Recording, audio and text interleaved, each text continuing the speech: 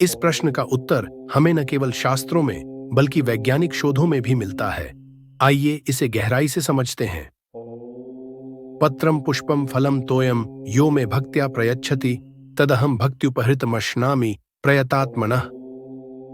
श्रीमद् भगवद गीता में श्री कृष्ण ने कहा है, जो भक्त प्रेम पूर्वक मुझे पत्र, पुष्प, फल या जल अर्पित करता है, मैं उसे प्रेम सहित स्वीकार करता हूँ। इस श्लोक में भगवान स्पष्ट रूप से कहते हैं कि वे हमारी भक्ति को देखते हैं, वस्तुओं को नहीं। यानी भगवान केवल शब्दों को नहीं बल्कि हृदय की सच्ची भावना को स्वीकार करते हैं। ये यथा मां प्रपद्यन्ते तांस्तथैव भजाम्यहम्। श्री कृष्ण इस श्लोक में कहते हैं, जो लोग जिस भावना से मेरी शरण में आते हैं, मैं उन्हें उसी भावना के अनुसार फल प्रदान करता हूं। सभी लोग किसी न किसी मार्ग से मेरी ही ओर आते हैं।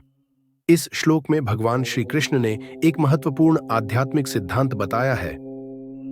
भगवान सभी को उनकी भक्ति और भावनाओं के अनुसार ही फल देते हैं। कर्म, भक्ति और ज्ञान के अनुसार फल मिलता है। यदि कोई भगवान को पूर्ण प्रेम और समर्पण के साथ भजता है, तो भगवान उसे उसी प्रेम से उत्तर देते हैं। यदि कोई स्वार्थपूर्ण इच्छाओं के साथ भगवान की शरण में आता है, तो उसे भी उसी के अनुरूप फल मिलता है। यदि कोई केवल मोक्ष चाहता है, तो भगवान उसे मुक्ति का मार्ग दिखाते हैं।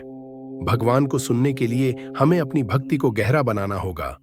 केवल आवश्यकता पड़ने पर भगवान को पुकारना प्रार्थना नहीं, बल्कि सौदा करना कहलाता है।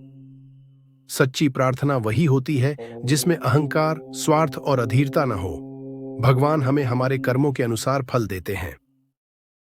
अगर कोई व्यक्ति पिछले जन्मों में गलत कर्म करके आया है, तो हो सकता है कि उसकी प्रार्थना का उत्तर देर से मिले, लेकिन इससे यह सिद्ध नहीं होता कि भगवान हमारी प्रार्थना नहीं सुनते। वे हमेशा सही समय पर उत्तर देते हैं। अगर प्रार्थना में आस्था का अभाव है, तो वह केवल शब्दों की गूंज बनकर रह जाती है। तुलसीदास जी ने कहा है, बिनु विश्वास प्रीति न होई, बिना विश्वास के प्रेम भी नहीं हो सकता। वैज्ञानिक शोधों में भी यह प्रमाणित हो चुका है कि सच्चे मन से की गई प्रार्थना से मन शांत होता है और मस्तिष्क की न्यूरोप्लास्टिसिटी बढ़ती है। हार्वर्ड मेडिकल स्कूल के एक अध्ययन के अनुसार नियमित प्रार्थना करने से स्ट्रेस हार्मोन कॉर्टिसोल का स्तर कम हो जाता है और सकारात्मकता बढ़ती है।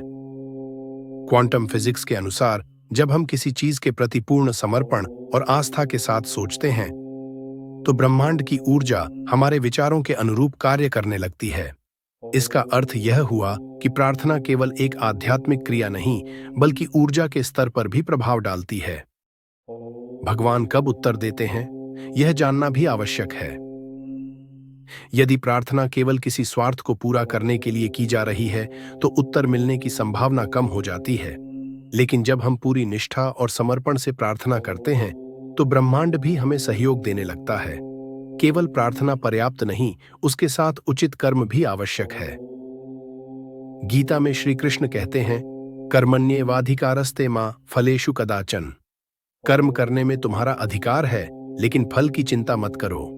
इसका सीधा अर्थ यह है कि भगवान तभी उत्तर देते हैं जब हम केवल प्रार्थना नहीं, बल्कि अपने प्रयास भी करते हैं। मीराबाई ने सच्चे हृदय से भगवान श्री कृष्ण की प्रार्थना की और उन्हें अपने जीवन का मार्गदर्शन प्राप्त हुआ। और इनकी प्रार्थना इतनी प्रबल थी कि जब इसे विष का प्याला पिलाया, तो विष भी अमृत हो गया।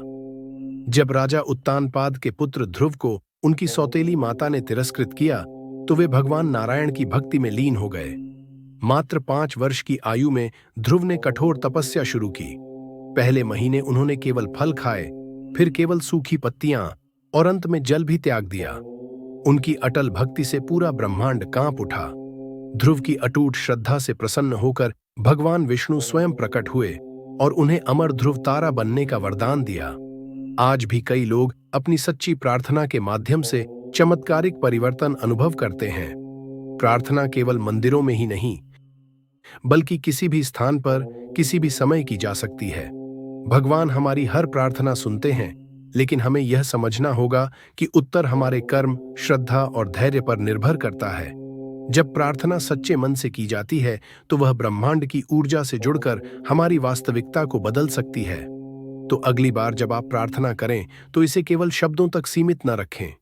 इसे अपने मन, आत्मा और कर्मों में समाहित करें और देखिए कैसे भगवान आपको उत्तर देते हैं।